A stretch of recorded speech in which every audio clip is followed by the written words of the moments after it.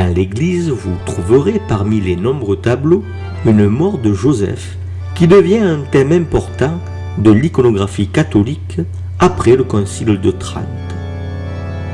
Il sera promu par Thérèse d'Avila qui lui donnera le nom de Joseph au premier monastère qu'elle fondera.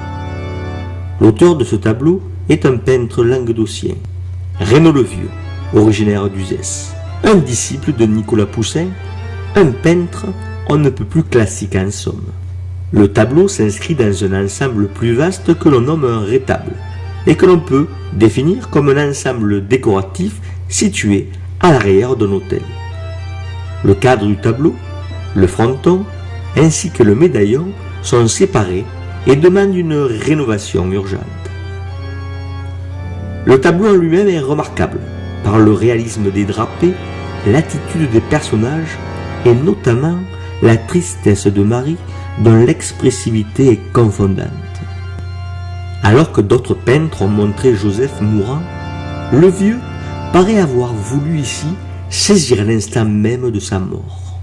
Alors que les yeux de Marie semblent être animés d'un mouvement qui confine à la tristesse, les yeux de Joseph paraissent immobiles et vides. La main levée, le Christ paraît ici en appeler aux anges, comme pour leur signifier que la première vie de Joseph venait de se terminer. Voici le rétable reconstitué via une création numérique 3D. Le message de ce tableau est bien connu. Il parle de la bonne mort, en édifiant le fidèle à partir de celle de Joseph, qui aura vécu une grande partie de sa vie aux côtés du Christ. Ce dernier, la main levée comme un trait d'union entre le ciel et la terre, où règne la corruption, la mort des hommes sur terre est une des manifestations de cette corruption.